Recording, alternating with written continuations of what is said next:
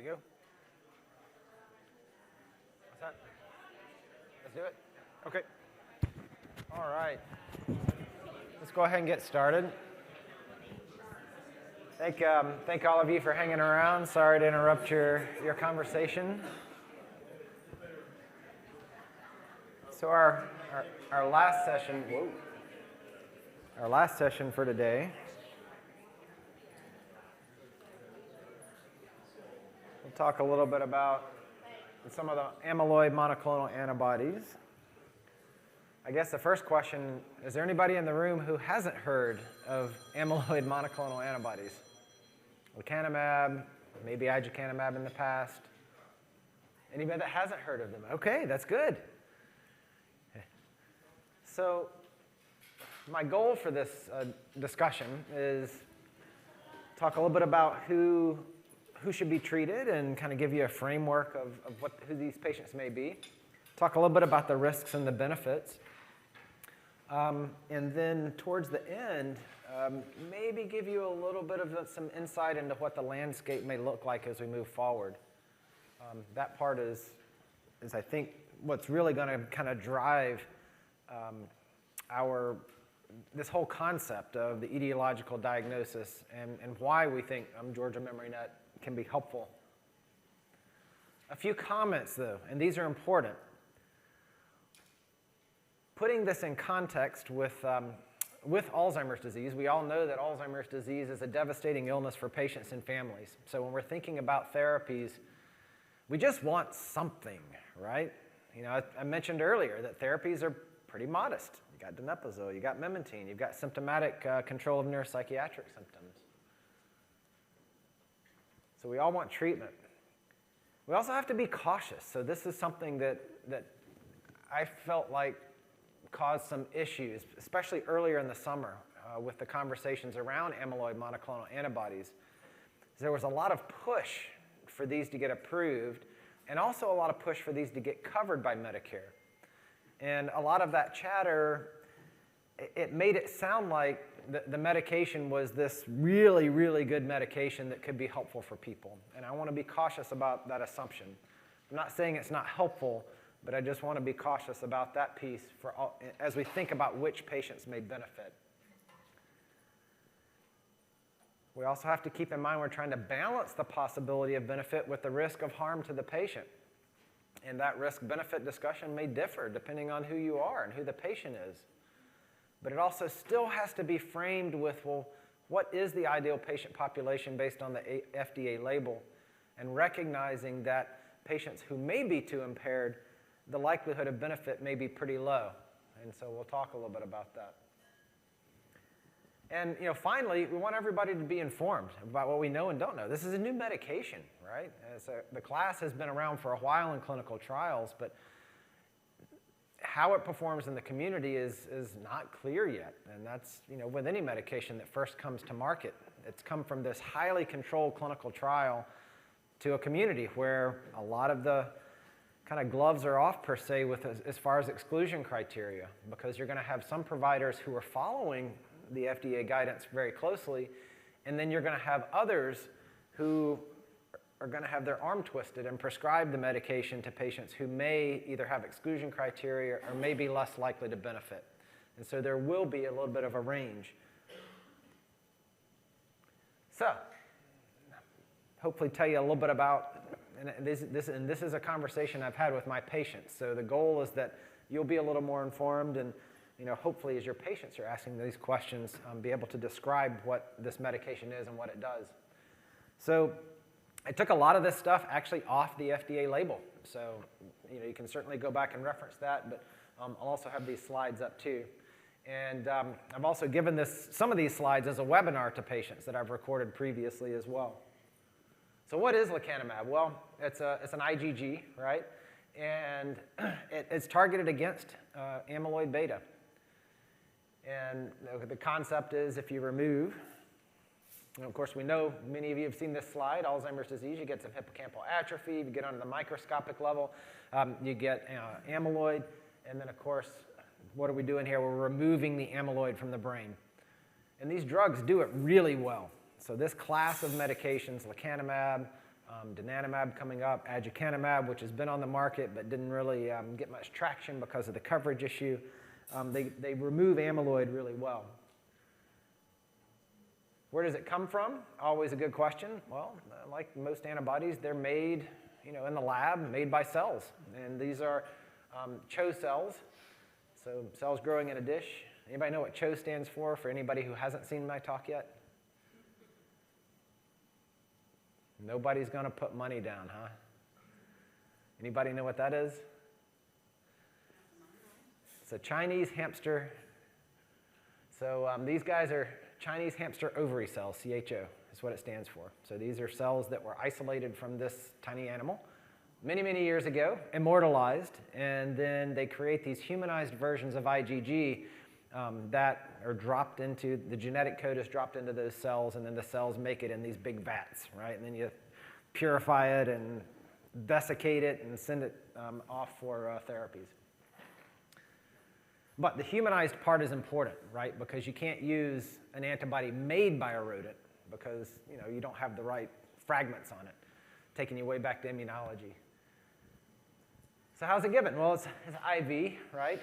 Every 2 weeks. So this is an issue that comes up. You got to have an IV put in. You got to go to an infusion center. And so that's something that some patients may have issues with from a quality of life perspective. This comes up a bit. I put 18 months there. So this 18-month was the length of the trial. And it's kind of, well, I won't say it's arbitrary because that time frame was selected based on what the trial design thought was necessary in order to go long enough so that they would see an effect. So it's kind of the whole statistical piece of how long do you have to test a drug against placebo to see the effect size that gets it approved, basically, right? And so that's probably what weighed into that 18-month. So I want to be careful about saying that, oh, you're going to get this for 18 months, because that's not what it is, right? It's you're going on the medication, and we'll talk about the discontinuation at some point. Is 18 months enough? Well, we don't know. We do know that by 12 to 18 months, the amyloid is gone, but do you have to continue taking the medicine at that point to prevent additional accumulation, or could you potentially take holidays for that? And we don't know that yet. So does it help with memory symptoms? This is the $10,000, I don't know how many, well, no, it's actually the $26,000 question. So to answer that question, you have to look at, well, how were the trials designed? What metric did they use to demonstrate efficacy? And in this particular case, Dr. Cohen actually already introduced you to this scale this morning. It's called the Clinical Dementia Rating Scale. I will say it's not used that commonly in clinical practice because it takes so much time to give. And because you have to have the kind of informant and patient interview. We use it on the research side all the time. And it's used in clinical trials a lot because it does seem to be a good scale to provide insights on patients' decline over time. And what it does is it kind of compresses a patient's function and cognition down into these 6 domains. And it's an 18-point scale where 0 is normal. And if you score the maximum on each of these, a 3 on each of these, which means severely impaired, then you're severely impaired. So how did the trials use this? This is coming right out of the FDA label. And let me orient you to it. X-axis down here on the bottom. These are the visit months going from 0 to 18. These are the number of people on placebo. Number of subjects on medication on the bottom, and you can see it's around 900 in both at the start and around 750 or so or for the 18 months. And then these are the 2 curves as you move, or the 2 lines as you move forward in time, with a medication being on the top, placebo being on the bottom.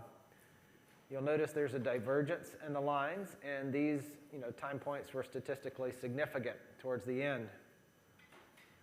But let me point you to the y-axis of what this change actually is. And so that's the adjusted change in the CDR, going from 0 to 1.5. And you can think of it as, a tiny bit of that scale kind of compressed, right, within that 0 to 18.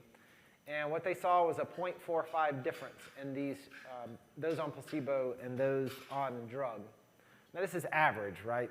And I'll show you a slide about, well, what did that look like from some of the subgroups a little bit later.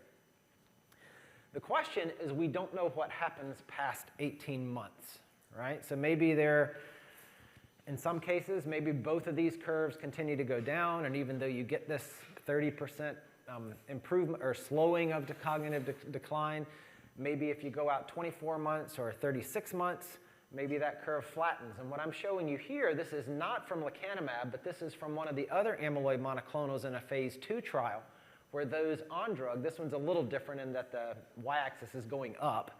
And in this trial, the patients that were on medication seemed to kind of plateau out as you got out near these later time points.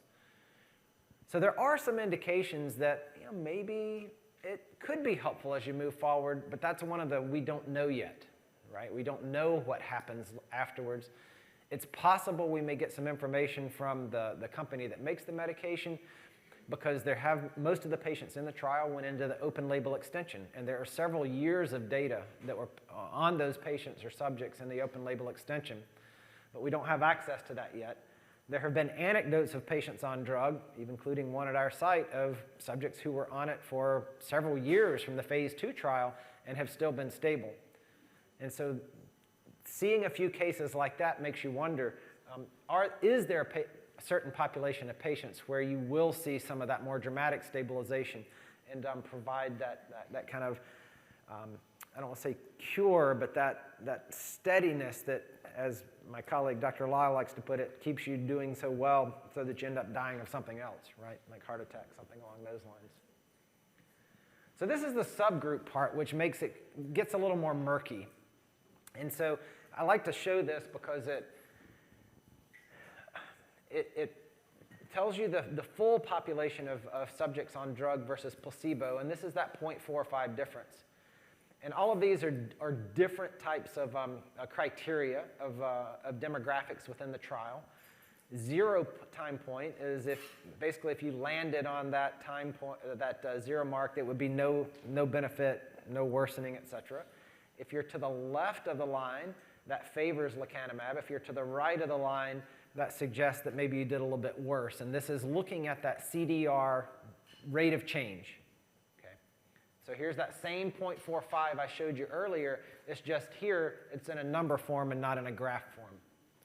And what you can see is that when you look at some of these smaller patient populations, for instance, ApoE, which I'll talk a little bit about in a moment, if you didn't carry a copy of E4, you showed a 0.75 difference between placebo, suggesting that almost twice that of what they saw in the overall population, whereas if you carried 2 copies of E4, you might have done worse. Now, the caveat to these subgroup analyses is the reason they weren't listed as primary endpoints is because the study's not powered to detect this and show that it's significant.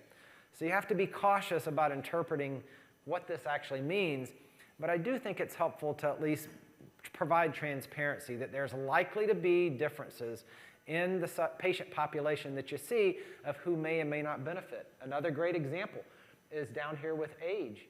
You can see that if you're less than 65, it was almost a wash when you look at the average, whereas if you were over 75, there's that almost 3/4 of a change, so 0.72. So maybe if you're a little bit older and you start on the medication, maybe that trajectory change is a little bit better. Something that was alluded to earlier gets into some of the ethnic enrollment in these trials. And as you can see, the number of black subjects in this trial was extremely low. And so it's really hard to draw many conclusions about were patients benefiting from the medication or not. And this is coming from you can actually drop into the trial itself, the article from the New England Journal of Medicine, to kind of look at some of these different sub-analyses. But does this help? So does that change in the CDR kind of translate to things like, can you do your chores better? Are you less repetitive? Can you pay your bills? Are you getting less lost? All these types of things. Is the medication going to translate into that for our patients?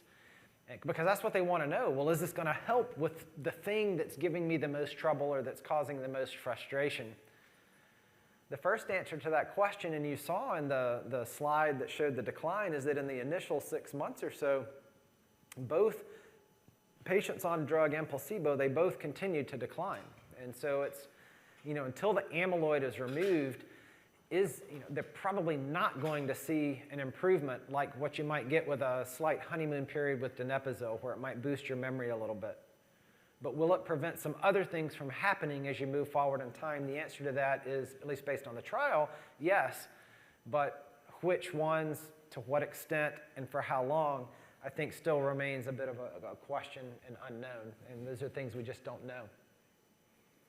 So who should be treated? And so the FDA, they left a lot of this to the hands of the providers prescribing the medication. And so they did not embed a whole list of inclusion and exclusion criteria like what they had in the trial, but they said, well, people who should be treated are those who have mild cognitive impairment or mild dementia, so maybe 1 or 2 functional impairments, underlying Alzheimer's disease, and the population in which treatment was initiated in clinical trials. And so when you look at that, and I'll go through a couple of them in just a moment, some of them are pretty strict about that patient population. And so, of course, age is one, pretty broad, but there, 50 to 90. This is the big one. You got to have Alzheimer's disease. I mean, it's an amyloid monoclonal. You got to have amyloid in your brain for this medication to work. If you don't have a study that shows you have Alzheimer's disease, you shouldn't be on the medication. So spinal fluid, amyloid imaging, at least for this point in time, with fuzziness on the amyloid imaging, for those of you who saw my neuroimaging discussion earlier today, you got to have Alzheimer's disease, right? And you got to make sure you have Alzheimer's disease. One could argue that putting someone on it who doesn't have Alzheimer's disease is likely not going to be harmful other than IVs, impact to quality of life, et cetera, because if you don't have the amyloid in your brain, the antibodies shouldn't bind to anything and you shouldn't get a reaction. So is it better to err on the side of treating than not? And I think that's a conversation that will probably come up as we start to, as the plasma biomarkers start to make a larger impact on into the primary care setting, because at that point, what test is good enough? Is it good enough if it captures 95% and you have a relatively low false positive rate or not? And that's again open for discussion, but at least for now, using one of those two. This one's a big one. Very mild cognitive symptoms.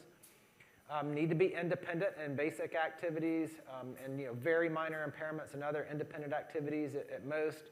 And then you have to have an MRI brain and lab studies without exclusions. And as you saw in my neuroimaging discussion this morning, you can't have lots of microhemorrhages, and you got to make sure that you don't have microhemorrhages on that MRI by looking at that SWI or GRE or T2 star image.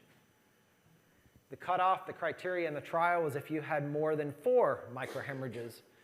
And really they're using, you're like, well, why did they pick 4? Why didn't they pick 6? Or why didn't they pick 3? Or why didn't they pick 20? I don't know the answer to that, but my assumption is they looked at some of the data to see, well, where's that sweet spot cutoff point such that the more you have, the more likely you are, the more microhemorrhages you have, the more likely you are to have cerebral amyloid angiopathy, which likely increases your risk for developing some of the amyloid-related imaging abnormalities that do occur, and I'll show you some pictures of that. So who shouldn't be treated? The big one, if you can't have an MRI, you have to be able to have an MRI to do safety scans as part of this medication. If you have prior bleeding or other causes of cognitive symptoms, severe microvascular ischemic changes, maybe you think the patient has dementia with Lewy bodies coexisting with AD. If you see something else, then you probably shouldn't be treated. And then other things, unstable psychiatric illness, uncontrolled vascular risk factors. And again, none of these cutoffs were listed in the FDA label, but these are the criteria that were included in the clinical trial that we think will keep your patients the safest as you're thinking about whether this patient should go on the medication or not.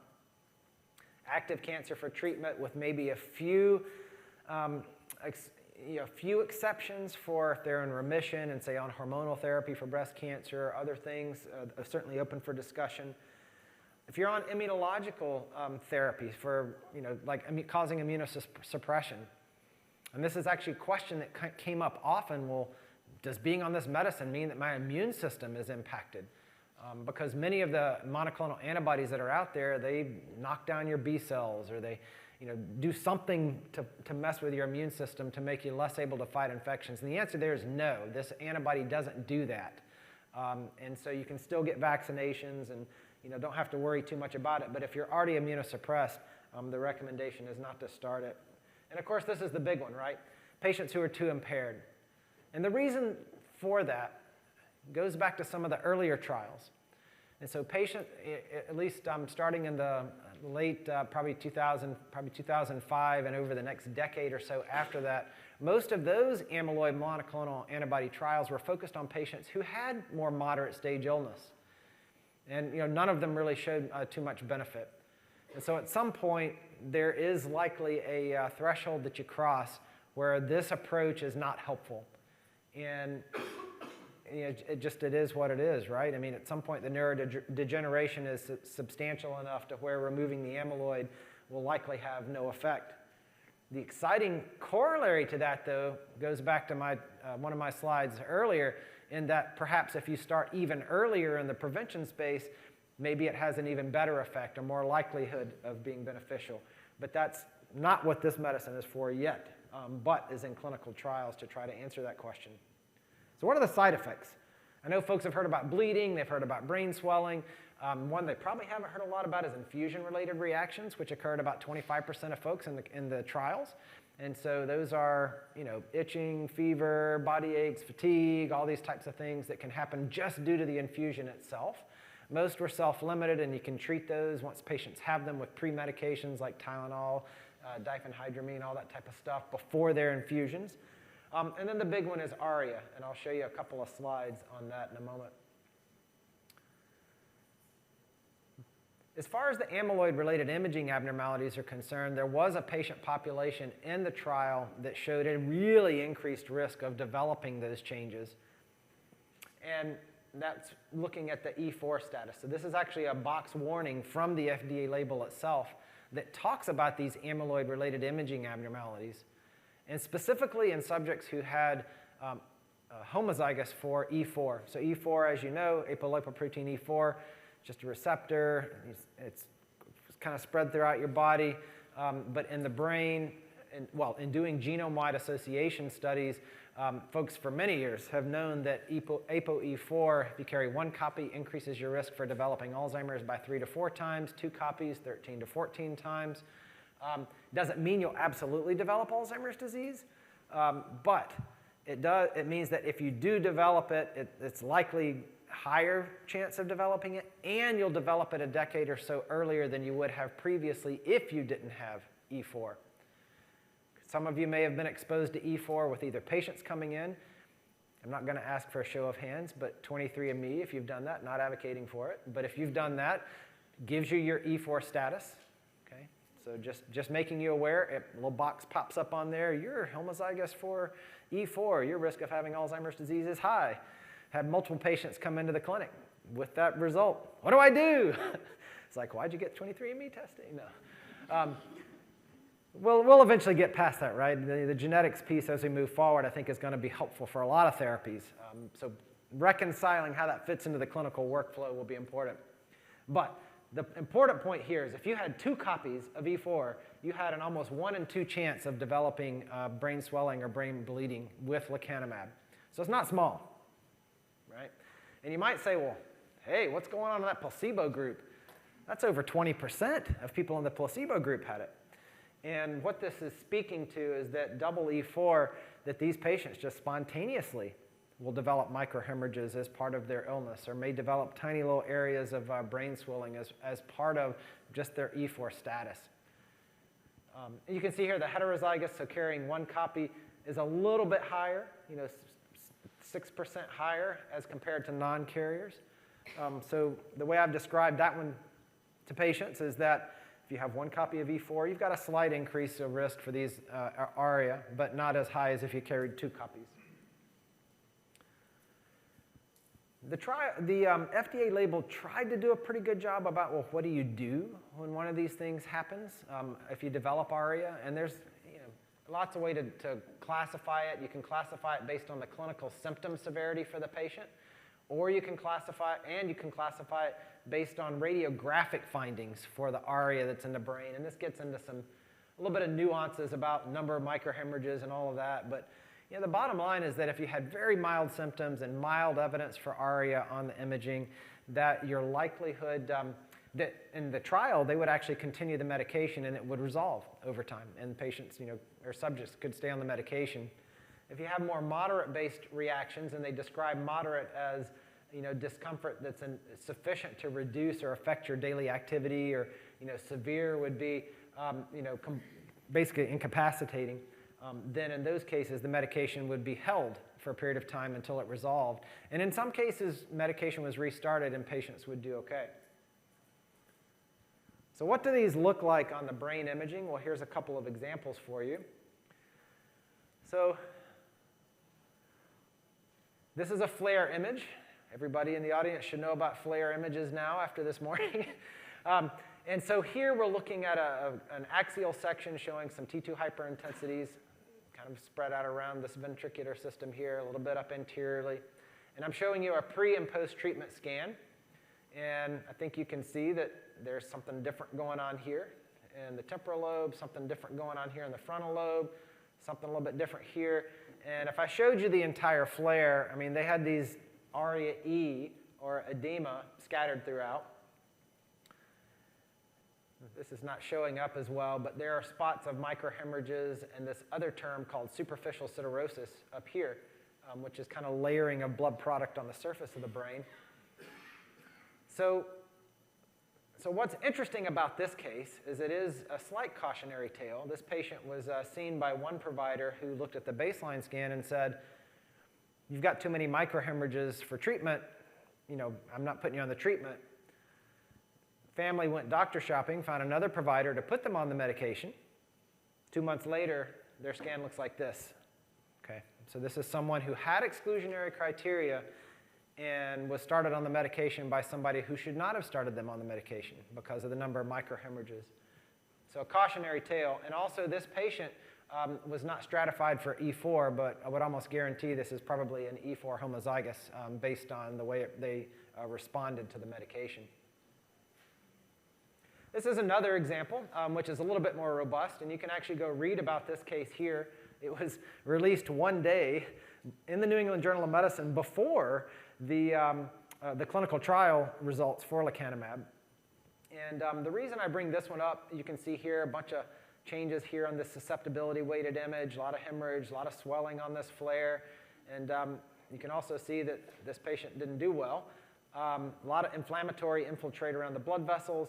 This is amyloid angiopathy, a lot of amyloid in the blood vessel, and you can see on this coronal slice what some of these hemorrhages look like in fresh section.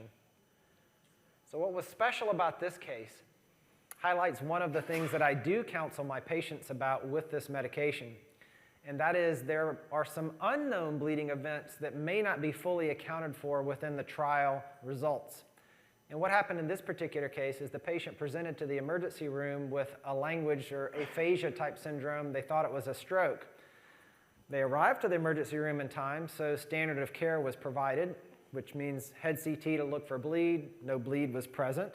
Patient was given TPA because they were arrived to the hospital in time. 50 minutes into the TPA, decompensated, ended up in the ICU, died 4 days later. So the question is, well, what happened? Well, this particular patient was in the trial for lecanemab, was likely on placebo, started in the open label extension, and after 3 doses happened to have this stroke-like presentation. The question, and we'll never know the answer because it would not have been standard of care to spin an MRI before doing TPA, but the question is, did the patient present to the hospital with those neurological symptoms because they had symptomatic ARIA, amyloid-related imaging abnormality causing the aphasia, which wouldn't have necessarily been picked up on a head CT. Microhemorrhages, hard to see. The swelling that you sometimes see also would be a little bit difficult on a head CT unless you're really looking for it. And so the question is, was this really due to ARIA? And because they got the TPA and had already had some microhemorrhages, then bled out? And the answer is maybe. And so this really speaks to if your patient on this medication has a high risk, maybe they're E4 homozygous or maybe not a high risk, and they go into the hospital for something else, heart attack, stroke, PE, something where they have to get blood thinner, maybe during those first few months, could be at increased risk if the stars align. You could also say, well, they have Alzheimer's disease. Is it worth that risk? And the answer to that is, in some cases, patients are like, yeah, let me at least try something. And so that's what we're trying to balance here. So how much does it cost? Not as much as some medications, and more than others. Let's just put it like that. I was on our grand rounds on the drive. We have Friday grand rounds, and it's simulcast, and so had it on when I was on the drive up yesterday, and one of my colleagues was talking about myasthenia gravis, and they have lots of new treatments out for that, and those treatments are like $700,000, and I'm like, oh, that makes our 26.5 look pretty good. But when you also look at the number of myasthenia patients versus the number of Alzheimer's patients, then it starts to get a little hairy with who's going to cover that. AD, of course, is way, way, way higher as far as the number of patients. But this is the number that's been quoted. The catch is patients have to be enrolled into a Medicare-approved registry, which is pretty straightforward. To enroll somebody, it just requires your MPI and the patient's Medicare beneficiary ID number. And if they're on that registry, then Medicare will pay 80%, leaving the patient with 20% copay. And in some cases, for patients we've put on the medication, that's covered by secondary insurance. So it's really no out-of-pocket cost in some cases for patients. There are other costs that could be involved, but again, that should be covered under Medicare. From a Georgia MemoryNet perspective, we have been working on our own internal protocol for approval by CMS. Not ready yet, but hopefully we'll be ready soon as far as enrolling patients. Is this lifelong therapy? And the answer is no.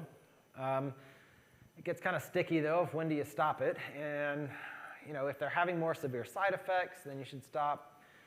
Patients who progress, and this is probably the most difficult one, is when they progress to moderate dementia, how do you convince the family is probably going to be the biggest issue. How do you convince family that, this is probably a little bit much for your loved one to continue to go for these infusions, and we know that it may not be helpful.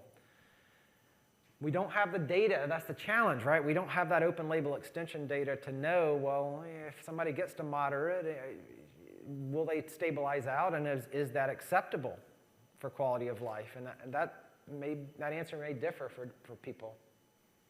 And so that's what we're kind of waiting on for that, but ultimately that's going to be up to provider discretion. What does the landscape look like as we move into the future? So you may have heard about donanemab. Anybody heard about donanemab? You've probably heard the term, yeah. So the JAMA article was published in July. It was presented at AAIC this summer. So this is another monoclonal amyloid antibody. A little bit different as far as the epitope is concerned as compared to lecanemab. The results are very similar. So I'm showing you a almost identical graph, really, looking at CDR sum of boxes in folks who are on donanemab versus placebo. And one of the interesting things about this trial is that they actually stratified patients based on their tau level. So they used one of the plasma tau levels to say who was a better responder to the drug, and seemed to show that the subgroup of subjects who were in the lower range of tau when they were started on drug did better, which means that patients with the lower level of that tau likely may not have been as far along. And that's the part that's going to kind of come out in the next year or so, is with some of those plasma tau assays, they do seem to track pretty well with progression and may be able to kind of use that to pinpoint where somebody is in the process as you're thinking about therapy. But that's coming along. The difference between donanemab and lecanemab, donanemab is every 4 weeks. There's a slight increase in efficacy, as in, like 5% difference when you compare the two. I look at it as probably not a whole lot. Coming with that, though, is an increase in ARIA. So the donanemab does have a slight increase in ARIA-E and H as compared to lecanemab. So maybe some improvements on the quality of life with less infusions, but maybe some increase in side effects. I alluded to this earlier, subcutaneous formulations for both of these, which are coming. How long it takes to get those approved is unclear. one of the things that I was not aware of, and I was actually glad I was listening to my colleague talk about myasthenia yesterday, is they've had some of the same challenges that Alzheimer's therapies have with their deployment. Granted, it's fewer patients, but they've had many of their monoclonal antibodies are infusion-based, and they have a couple that are now subcutaneous. The catch to the subcutaneous, though, is that despite being similar to giving an insulin infusion, is that some of the labels in insurance companies have been requiring even the sub-Q dosing to be done at an infusion center. So still adding some of the complexities to the delivery of the medication, even though it is subcutaneous. I would think for Alzheimer's, given the number of patients and challenges, that the companies are likely trying to work towards a subcutaneous formulation that can be delivered at home. But that's, we don't know yet, right? We don't know yet. So we know it removes the amyloid. Patients on lecanemab, they did get worse to start, but at a slower rate as you move forward. After the 18-month, we don't know. Again, are they really going to help with specific patient symptoms? And we can't answer that at this point. There are some serious side effects that require monitoring, but again, you're putting that in context with a patient who has a terminal illness and trying to decide, well, what's the risk-benefit there? And some patients who like to travel a lot may not be the best choice just because of the frequency of the infusions. So there's a lot of things to weigh in there.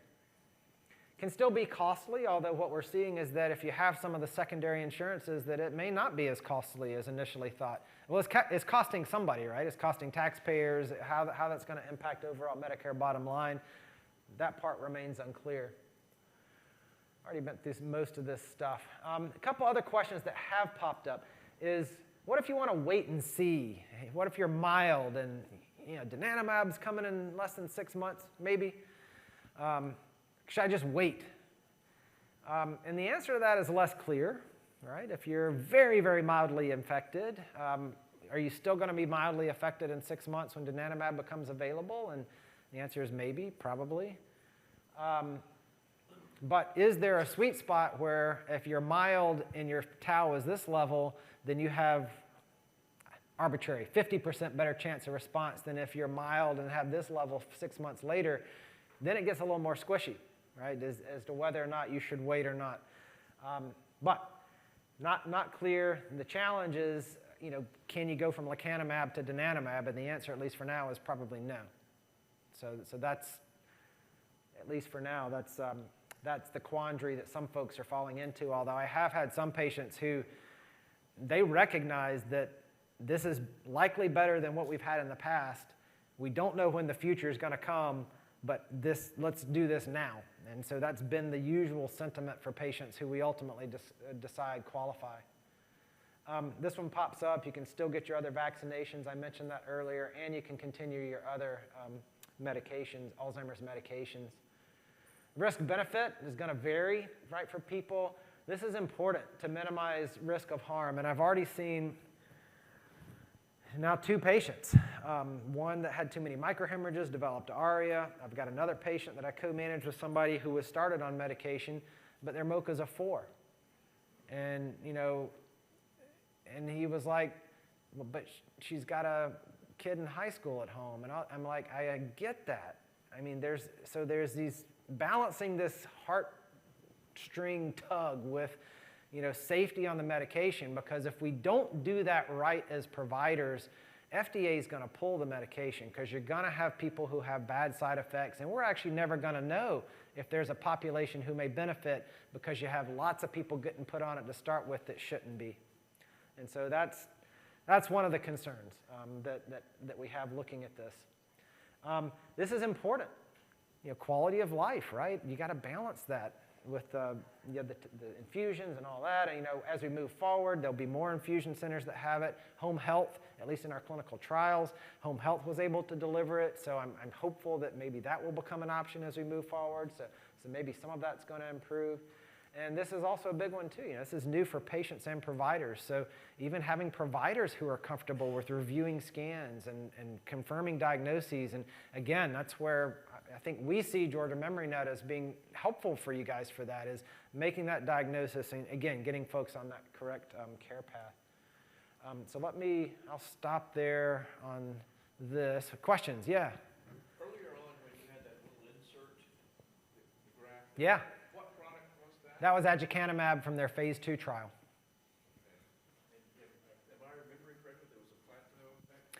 So that's the reason I showed that, is because so you're asking about that little insert that showed the flattening of the drug.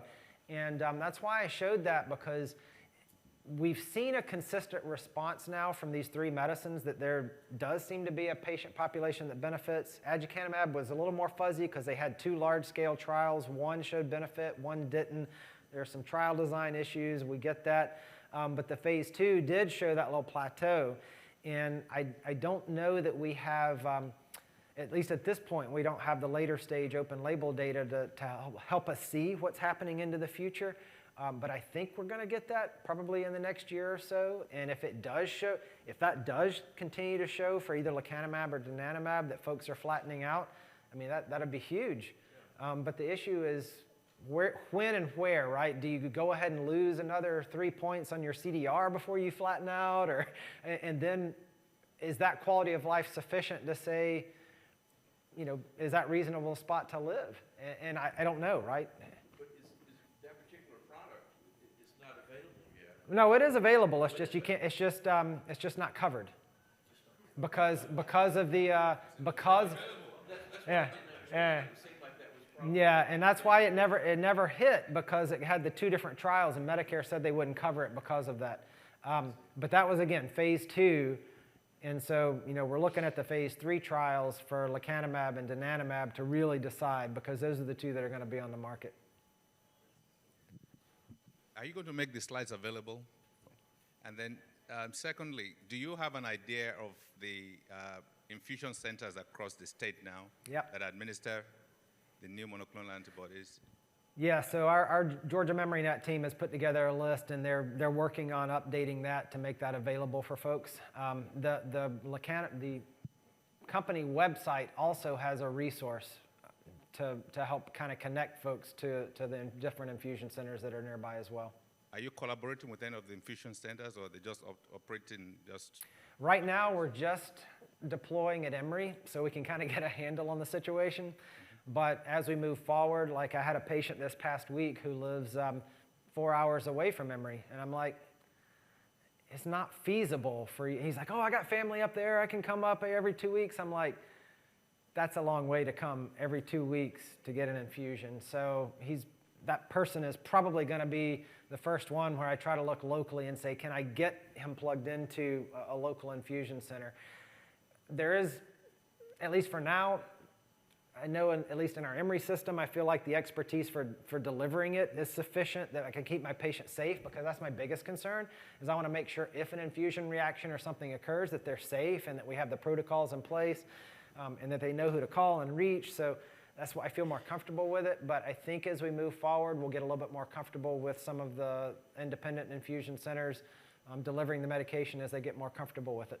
So there's a potential for collaboration? I think absolutely. I mean, that's the only way it's going to happen, right? You can't just have one central place to do it. And that's why I'm hopeful about the subcutaneous piece coming out. And again, I don't know time frame on that. But I think one would hope within the next year.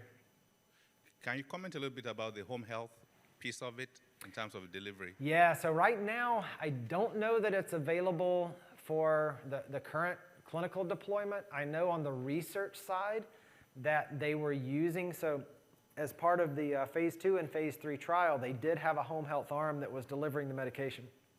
And so I know it's feasible. I know that some of those companies have been doing it. I just don't know how widespread or if that's available yet now that it's gone clinical. How long is the infusion? So it's every 2 weeks, but like how long does it take? It's it takes about an hour, and the first 2 infusions we've recommended that patients stay for about an hour afterwards, just to make sure they don't have kind of any delayed infusion reactions.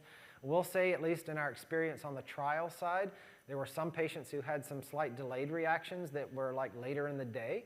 And so you do need to make patients aware of that. Usually it's the kind of standard fatigue, fever, like what you might get after a flu shot or something along those lines. So just making them aware of that. Yeah. Hi. So is it possible for the patients to make up an infusion if they miss it, or do they have to?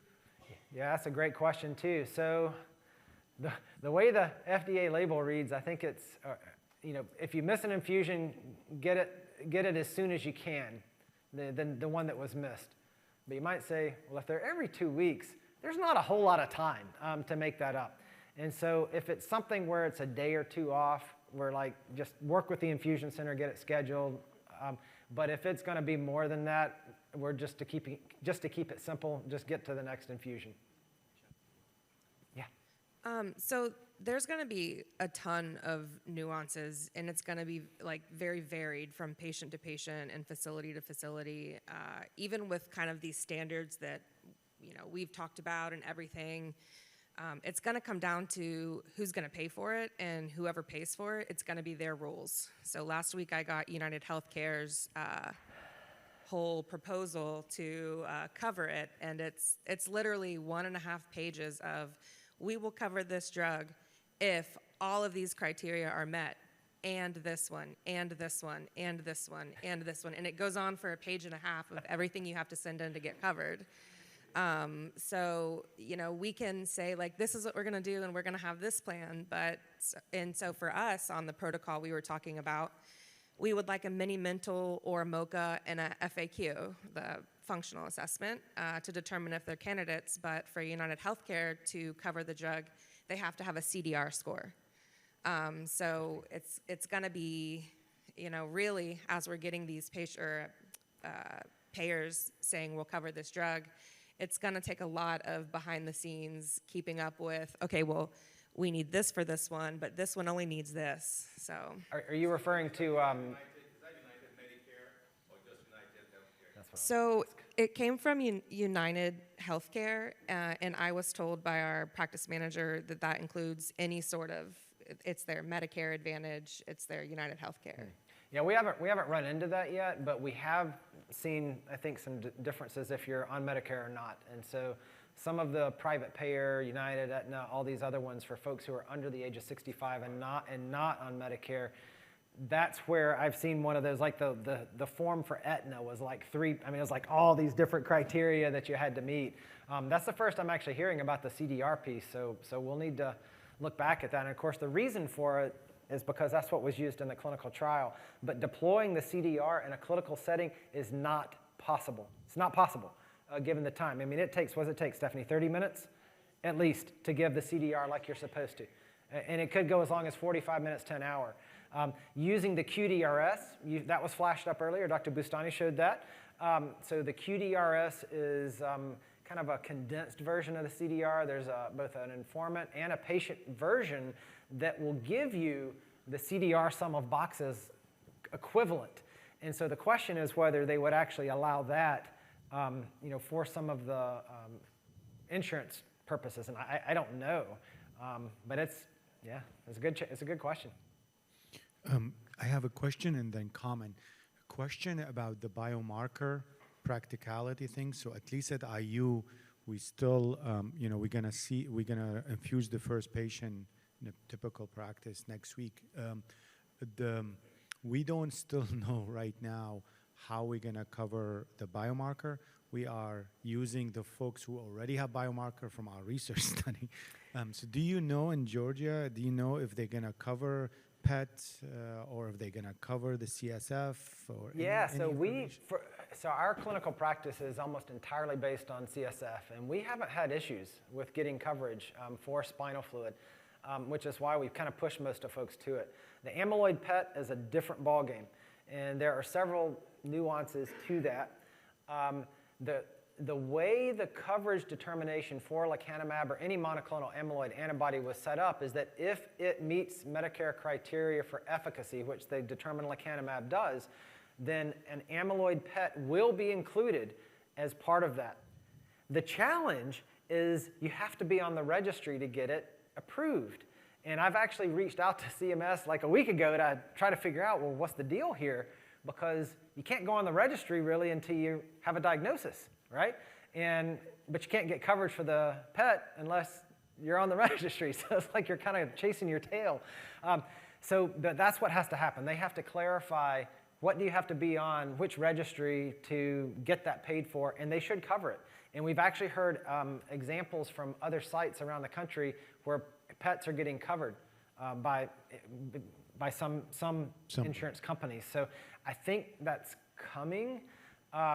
And just in general, the CMS, I don't know if you saw this announcement in mid-July, but they reopened the discussion on amyloid PET just in general. There was a comment period. I think that comment period ended, but I don't think that CMS has weighed in yet on changing the regulations just around use of amyloid PET in clinical practice.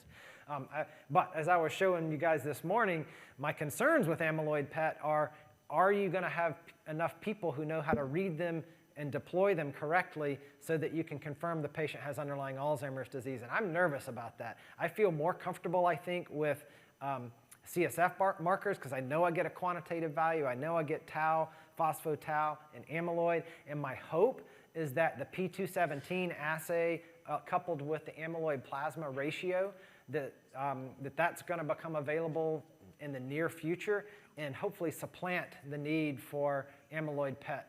And I mean, that's the only way this is going to work, right? The amyloid PET, too expensive, not feasible. You got to have a cyclotron like nearby or on site. I mean, there's just all these things. Okay for the research world, but even in the research world now, they've seen how the use of just amyloid PET may not be sufficient because you do have all these older folks who have amyloid in their brain, but maybe they don't have true Alzheimer's symptoms yet because their taus aren't going up. And so that's where they've started to really integrate some of these tau levels even into the clinical trials now along with amyloid PET. So my hope is PET starts to go away in the next couple of years, but that may be wishful thinking. So just to make sure, for CSF, from your experience, the insurance covered the spinal tap and the asset without co-payment or like without any impact on the patients. We haven't heard pushback. I mean, I assume patients would have let us know if they got like a huge bill for it, but haven't seemed to have any issue with it. And yeah, we've used that exclusively for at least a decade in our clinical practice. Yeah. Thank you. And lumbar puncture, not a big deal, just so everybody knows. Yeah.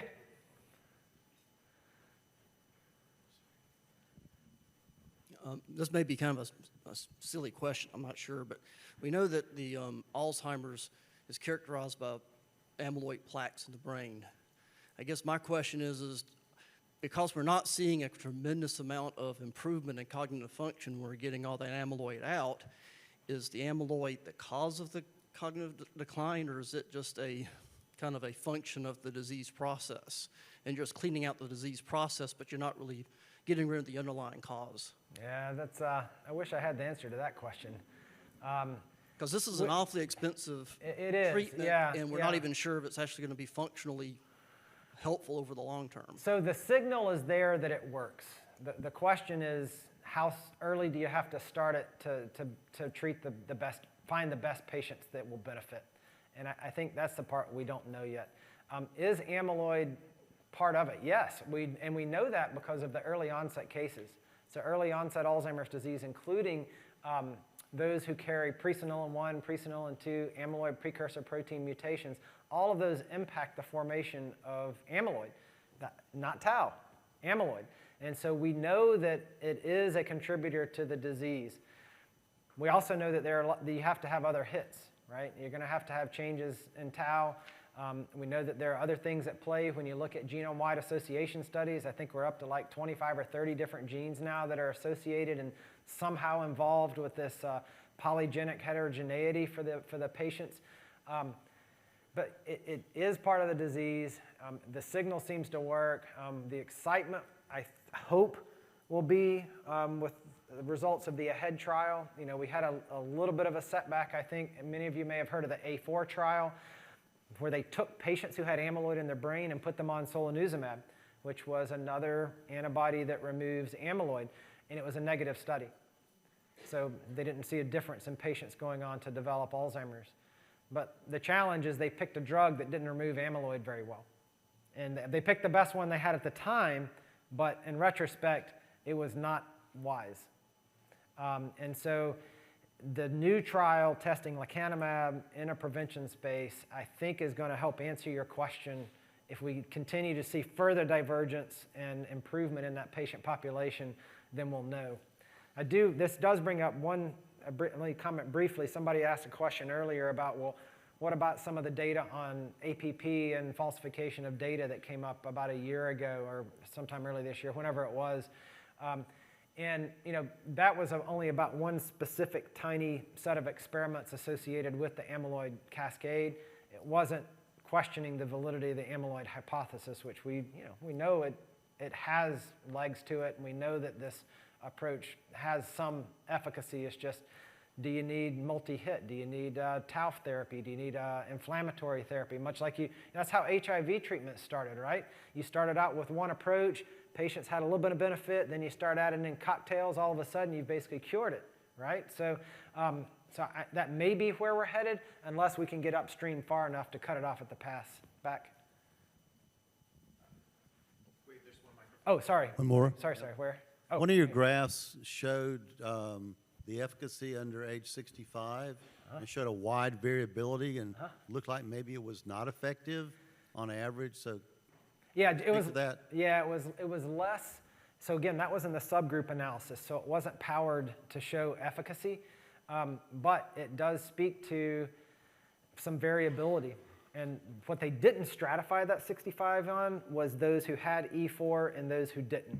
And so one might surmise that the patients who had Alzheimer's disease before the age of 65 were more likely those who carried 1 or 2 copies of E4, which would match very nicely with the homozygous signal of maybe those patients didn't benefit at all from the medication. So I suspect that's what's giving us that signal, but I don't know. Maybe it has something to do with patients that are a little bit older and you get to them kind of quick enough, maybe they're in that sweet spot of where it will provide them with some benefit, whereas patients who are 65 and younger, maybe they have a slightly more aggressive disease that just, it's on a track that you can't really reverse.